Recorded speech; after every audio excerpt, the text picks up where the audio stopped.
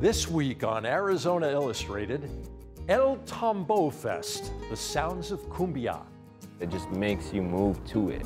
I think there's just something that grabs your ear and grabs your spirit when you're dancing. New horizons, living small. One day I got laid off, and I was like, why do I have to wait until I'm old to go somewhere warm? Judy, recovering from addiction.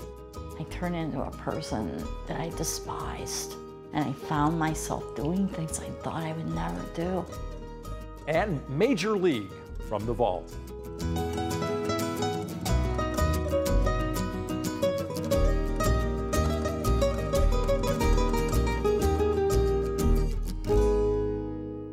Welcome to Arizona Illustrated. I'm Tom McNamara. Cumbia, its roots are in the Caribbean coast of Colombia, and it began as a courtship dance practiced among indigenous peoples, flowing with folkloric rhythm focused on a spiritual center. Tucson's become a thriving cultural hub for cumbia in southern Arizona, and El Tambo Fest is at the heart of the local movement. It's an annual celebration founded by local DJ Dirty Verbs. On Friday nights, you can hear it and dance to it at Hotel Congress in downtown Tucson.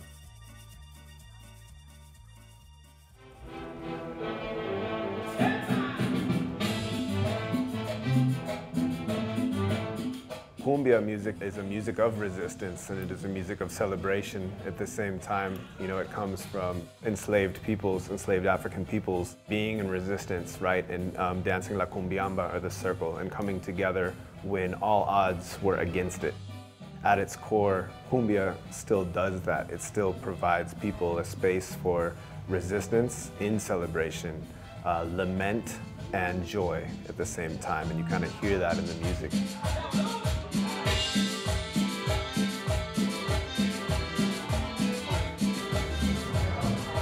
Welcome to 2018 El Tambo Fest. Yeah, night one. This is our second year doing El Tambo Fest and our fifth year of doing El Tambo in general. And we are really excited that in our second year of the festival, we are about 4 times bigger than we were last year. All righty, tuck your right hand. There's that. People started coming out more and more to Friday nights, and so we just started calling it El Tambo every Friday. And so El Tambo Fest is a chance to kind of tell the story, convene a bigger space, and really put a lot of these musical acts in conversation with each other. Today, we really want to think through the idea of cumbia in the borderlands. Like, what does that mean? What does that signify? And I think that when we hear cumbia, it invokes probably lots of memories, at least does for me. When I hear cumbia, I think about the cumbia in my mom's hometown in Jalisco. The tribal sense that it brings reminds me of my native past, my African past, like the other things that they tell us to ignore. So for me, the cumbia has been very important. It's rebellious, it's political, it's autonomous right now. No one controls it. Everyone's doing what they want with it. It's creative.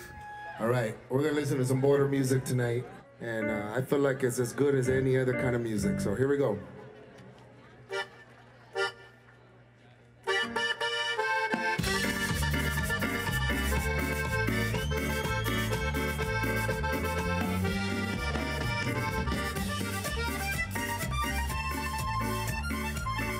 This isn't really something new to Tucson, right? This is something that has always been here.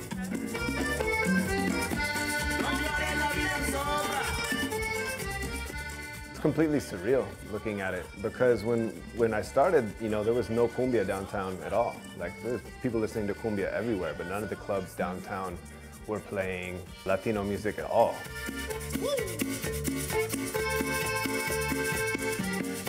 I kind of grew up with this mentality to push my parents' stuff away from me. So it wasn't until I started hanging out with Logan that I started really paying attention to cumbia, because I was like, what does he hear that I've never heard in like my time with cumbia?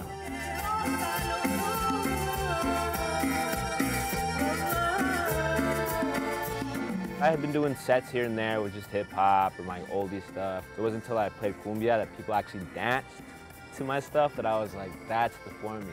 And I got to see like what cumbia could really do to a dance floor, and it was mind-boggling. It's beautiful.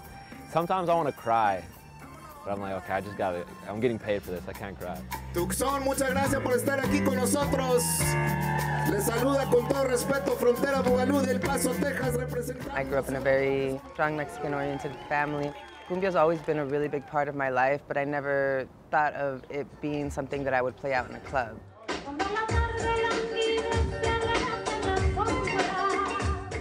It wasn't until I moved back home that I was like, oh, people are playing cumbia in the clubs? I didn't even know that. Tools that I started to learn as a DJ, I could hear them using those inside the music, and so it just like blew my mind to hear the meeting of the old world and like the new world together. Please give me a big round of applause in welcoming Native Creed for their first time ever performing at Congress. Thank you, guys.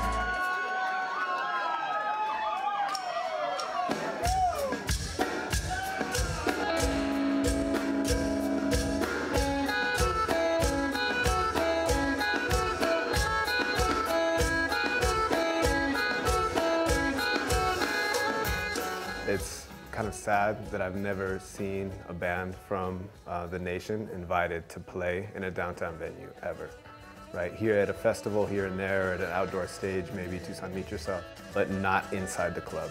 And so that was kind of one of the things that we most wanted to do at the fest, was like, let's center this music that is absolutely from here, right, from folks whose land this is. And it really blew us away to see what that did in the space, you know, and how folks received it.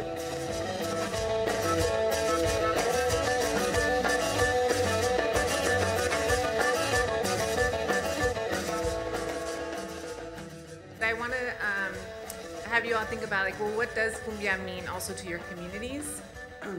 Well, I mean, cumbia to my community, I mean, it's a gateway to freedom, in other words, you know, I mean, it's just another way of letting loose and a place where you can, you know, not have a care in the world.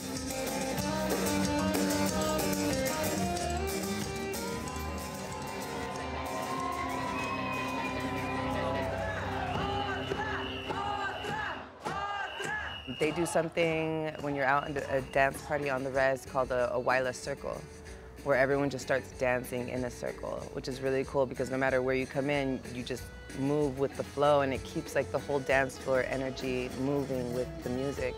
And it was really beautiful to see that done inside of Congress.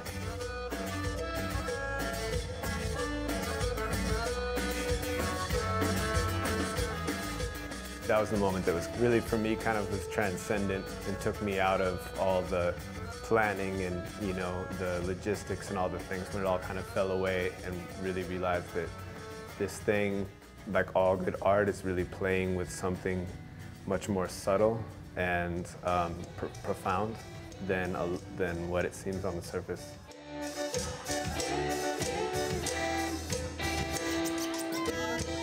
It feels really beautiful just to be like in the center of Tucson and to have so many people that haven't heard the music come in and get a taste of the culture here in Tucson through the night that we do at Tambo. So many people work so hard, and Friday night is almost become like a church night for them, in the sense where they can spiritually feel everything inside and dance out their stress and dance out whatever they're feeling during the week. And even before I was part of the crew, I used to come to Friday nights just to dance everything off. Vidas que se arrebatan, sueños que no volverán. It feels like it shouldn't work. It's clunky, it's funky, but it just makes you move to it. And I think there's something that's ancestral to that. I think there's just something that grabs your ear and grabs your spirit when you're dancing.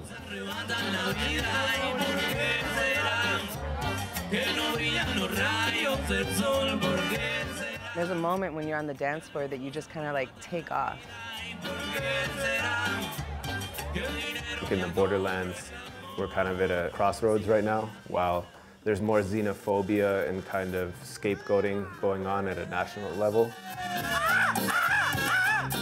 there's also folks like me, like a white kid who grew up on the border, listening to Mexican radio all the time, and really realizing that you know, that isn't my experience of this place. My experience of this place is a mixed experience, right? And so just trying to hold space for people of all races and all cultures coming together to celebrate this music.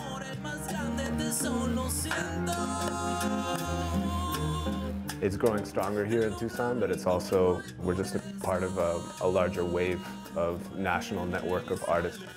Gracias, mi gente. Nos vemos pronto, Tucson.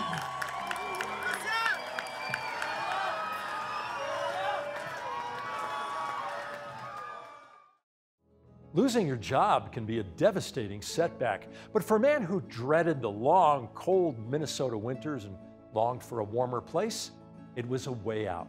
It gave Avai D'Amico a chance to experience new places, and along the way, he found Tucson and a new way of living with less.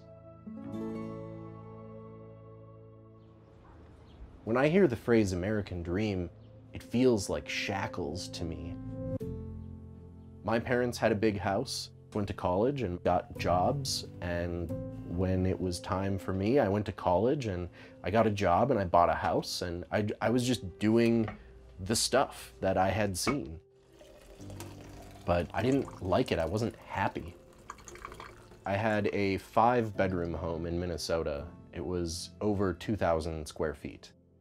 There was all this unused space, and it frustrated me, and I had to buy furniture to fill up the unused space so I didn't seem weird. Having been born there, I didn't really know that life could be any different. I'd been planning to move somewhere warm, but I didn't really know where, and I didn't really know when. I just stayed doing what I was doing until one day I got laid off. And I was like, why do I have to wait until I'm old to go somewhere warm? So I figured I would check out the Southwest. I definitely wanted to have fewer things and see how far I could take my downsizing. This house that I live in now is very small, tiny, most people would call it, and it's approximately 180 square feet if you just measure the width and the length. But if you count the king-size loft and the queen-size loft as usable square footage, it goes up to 257. But you can't stand up there, so a lot of people just consider this 180 square feet, which is less than 1/10 the space that I had in Minnesota. When the building company let me know that the house was about ready to be finished and delivered, I was like, well, I need to find a parking spot. Where am I going to put this thing? So I went to some RV parks, and they wanted to see a picture of what I was talking about. And they'd be like, well, that looks like a tiny house. And I'm like, yeah, it's a tiny house. And they're like, no, but this is an RV park. And I'm like, I know. And they're like, well, that's a tiny house. You should go to a mobile home park. So I started going to mobile home parks. I show them pictures, and they're like, well, that looks like a tiny house. And I'm like, yeah, it's a tiny house. And they're like, well, this is a mobile home park. And I'm like, yeah, I know. House, home, similarity. I can live in this thing. And they're like, well, it's too tiny. You should maybe go to an RV park. So I was just in this purgatory of, I want to put my house somewhere, but no one will take my money. It was a really freeing feeling to not have so much stuff, so many things weighing me down.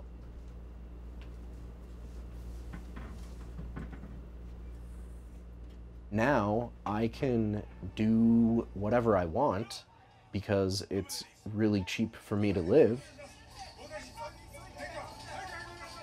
My electric bills overall averaged about $20 a month.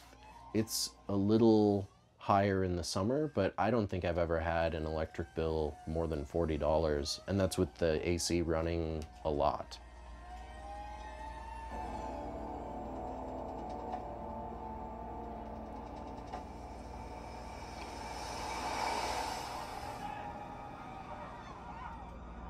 As a cinematographer, I spend a lot of time getting paid to make other people's movies, but I have my own movie ideas too. And if I had a giant house and a giant mortgage, I would be really limited on what I could do. I wanted to make a movie, a full-length feature film, that was inspired by the actual hoops I had to jump through to set up a tiny home, but instead of it being another reality show or a documentary, I wanted it to be a romantic comedy. So I came up with these characters and these story that's very loosely inspired by real people I've met along the way. All right. Okay. Are you ready to do this? Yeah. How do you stay close to me? 1B, take one. Action! We're going to be doing the majority of the movie over the summer, and then I hope to have it done by the end of the year. I'll have you be like 2-shot, medium-ish. When people hear that I live in a tiny house, they have usually one of two reactions. And that's when I see it. They either are super excited, but there are also a lot of people who I'll meet and they're like, why? Like, how can you? Like, why would you do this? What's wrong with you? I feel so much happier and healthier, and in Tucson, you have mountain ranges in every direction. And I decided to climb all of them. When I'm on the top of a mountain and I'm looking down at the basin and I see the city and the other mountain ranges, I just have this sense of awe. And then when I come back to my tiny home, I don't feel claustrophobic because I just had this experience of being this tiny thing in this huge world. Really, losing my job was what gave me the kick that I needed to take the plunge and see how far I could take my downsizing. And I'm really glad that it happened, because changing my lifestyle and coming to Tucson has been the best thing for me.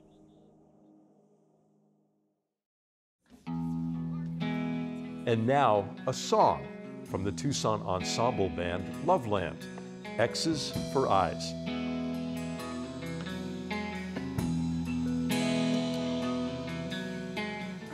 People only see the things they think they want to see, and I can't see a heartache when it's heading right for me. Thinking more of where I've been and where I'm going to. As I drive into a purple sky, it just makes me think of you. And I'm running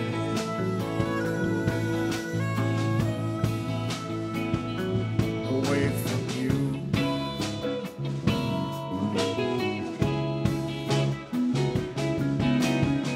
It's crazy when a man like me should be at home in bed, and I'm running like the devil down a dark highway instead. I stopped to get some coffee, but they're locked up for the night. And our wary friend, the well-fed, isn't anywhere in sight. 'Cause I'm running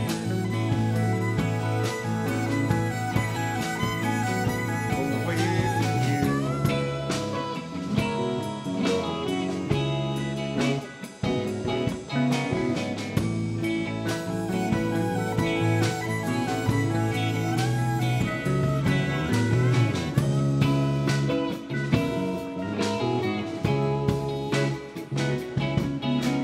Sometimes now it feels like I've been living in a song, but I just can't find the words, and everything I do is wrong. Pile up all the plans we make and details we attend, it's still the unexpected one that gets us in the end. And I'm running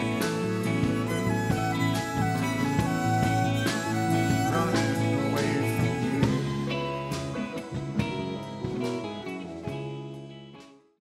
In this Arizona profile, we hear from someone who was hooked from the first time the needle entered her vein. After decades under a heroin spell, Judy came to a crossroads, one where death was a real possibility.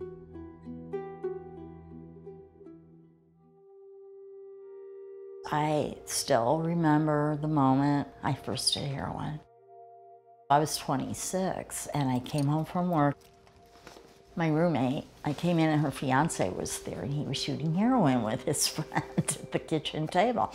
And I was like, oh, I want to try that.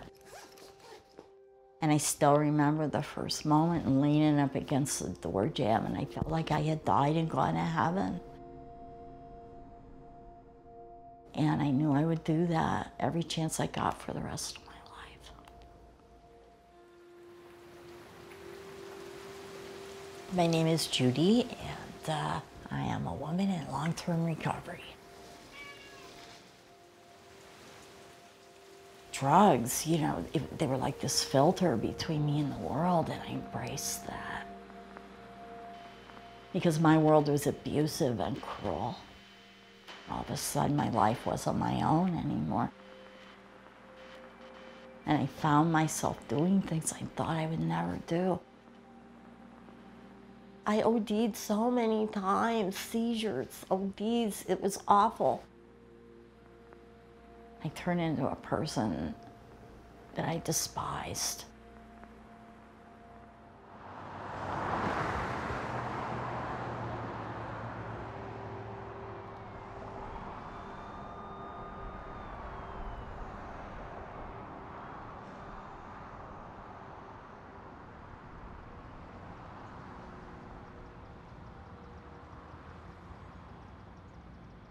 So it's 2013, it's March, and I'm shoplifting in a Walmart, and I had just scored, I had heroin and meth on me. I get arrested and the police find us, and they said, no way, you're going home tonight. And they took me to Pima County Jail, which was one jail I had never been in. I had long, stringy black hair. I weighed 95 pounds. Half my teeth were gone. I was very ill. I could hardly walk. I was in bad withdrawal, and the judge looked at me and he said, I'm gonna give you an opportunity to get yourself together, and I suggest you take advantage of it. And he let me go home.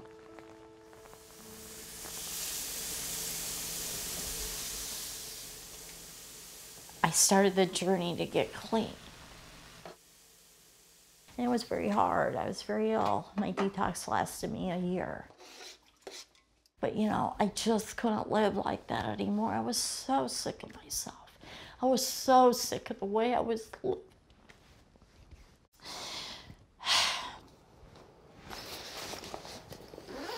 And I worked the steps, and I changed, and I became someone else.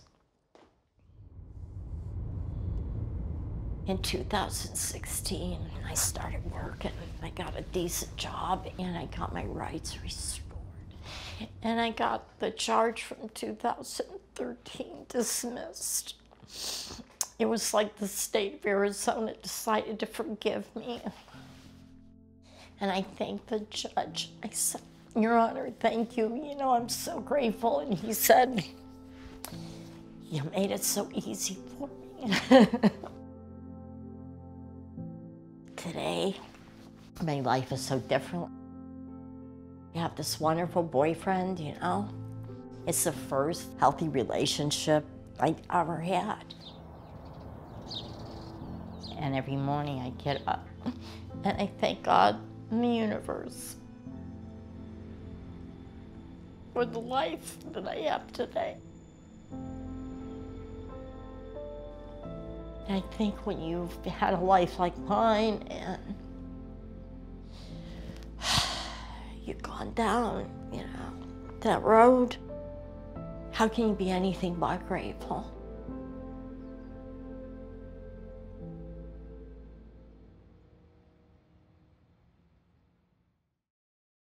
When you think of Arizona's film history, the great westerns come to mind. The Searchers, Red River, and Tombstone, as do the film stars Glenn Ford, Jimmy Stewart, John Wayne, and Charlie Sheen. Yep. In 1988, a film crew and cast, including Charlie Sheen, came to shoot in Tucson. But it wasn't the Old West they were looking for. It was baseball from the vault.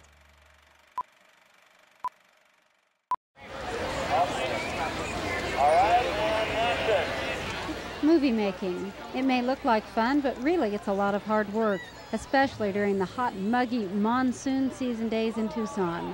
The movie is called Major League. It is produced by Chris Chesser, who has a very special reason for being excited about the film being made in Tucson. The simple answer is that the picture is about the Cleveland Indians, Peggy, and therefore why not shoot the spring training portion of the picture where the Indians really train. The film people here are very cooperative, and also I'm from here. I was raised a couple blocks from the stadium, grew up watching the Indians, and as it turned out that didn't make any difference, but if there got to be some compelling reasons to not come to Tucson, I would have done my best to come here anyway. The stars of the film are Charlie Sheen and Tom Berenger, both well known for their roles in the Oscar-winning Platoon. Also on hand was Dodger great Steve Yeager, who was working as a consultant on the film. Because only a minor part of the movie Major League is going to be filmed in Tucson, the production is expected to pump only about $100,000 into the Tucson economy. That, of course, is only a ballpark figure. Tom Hildebrand runs the city's film commission, which has the job of attracting film companies to Tucson. Total budget, I'm told, on the film is approximately $10 million, but we're happy in this environment we're working in with the writer's strike and everything to have them here. It's great because we've been down this year from production. Fans were on hand today, although as the heat and humidity went up, their numbers began to go down. Free drinks and hot dogs helped, as did the attraction of seeing stars. Most of my memories are from spring training watching the Indians, and it seems sort of the same. Seeing all these people here reminds me of just a regular crowd for the Indians during spring training.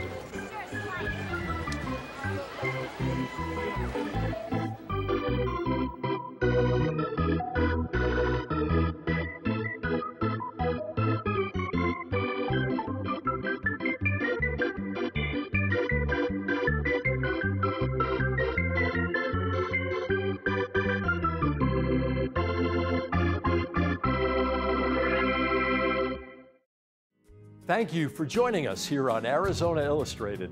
Next week, Terry Etherton of Visual Legacy. I love it when people come here that have never been to Arizona, and they just don't know what to think about it because you can't compare it to anything. I mean, it doesn't look like anything else. It's constantly changing. And Barrio Stories, theater with soul. I can't just be an artist for art's sake. Like, there needs to be a real community building component to all of this. Otherwise, it's not for me. I'm Tom McNamara. See you next week.